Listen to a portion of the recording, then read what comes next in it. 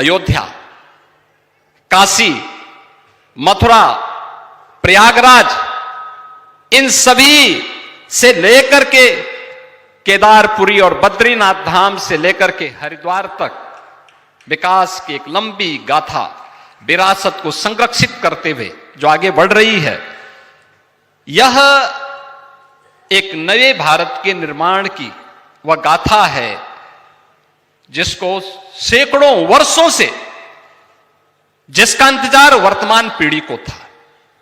वर्तमान पीढ़ी इस बात का इंतजार कर रही थी कि सचमुच हमारी भावनाओं के अनुरूप भारत बन पा रहा है कि नहीं बन पा रहा है। एक असमंजस की स्थिति थी और उस असमंजस की स्थिति से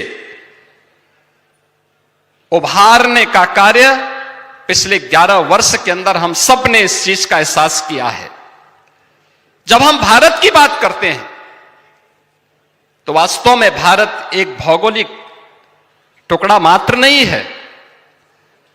भारत की ऋषि परंपरा की तपस्या से, या भारत किसी सत्ता की उपज नहीं है, यह भारत की शाश्वत भारत के ऋषि परंपरा की तपस्या की शाश्वत चेतना का केंद्र बिंदु है हमारा भारत, जिसने जीवन का एक दर्शन दिया है। यहां पर संस्कृति केवल एक आस्था नहीं है, एक जीवन दर्शन है, समग्र जीवन दर्शन है भारत। इसीलिए मैं कहता हूं, किसी एक तिथि में नहीं बना है, किसी एक सत्ता की देन नहीं है। सनातन चेतना इसका स्वाभाविक प्रवाह है, इसके स्वाभाविक प्रवाह की वह धारा है जिसने भारत के सर्वोच्च न्यायालय पर भी लिखने के लिए, जिसने हमें एक बोध वाक्य दिया और वह दिया था यतो धर्मस् ततो जयः। भारत का उच्चतम न्यायालय भी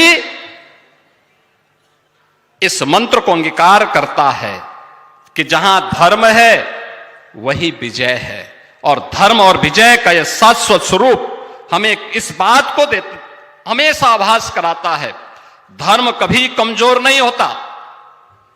याद रखना, धर्म कभी कमजोर नहीं होता है, उसे जानबूझ करके कमजोर किया जाता है। और इतिहास साक्षी है, जो राष्ट्र अपनी सभ्यता और संस्कृति की उपेक्षा करता है वह न वर्तमान को सुदृढ़ कर पाता है और न भविष्य को ही सुरक्षित रख पाता है। वैदिक भारत एक आत्मनिर्भर सभ्यता की प्रतीक है। आक्रांताओं के आने के पहले भारत केवल एक भूभाग नहीं था, वह एक पूर्ण विकसित सभ्यता और संस्कृति थी। यह राष्ट्र हमारे ऋषियों की तपस्या से, किसानों के श्रम से और कारीगरों की सृजनशीलता के साथ यह राष्ट्र खड़ा हुआ था।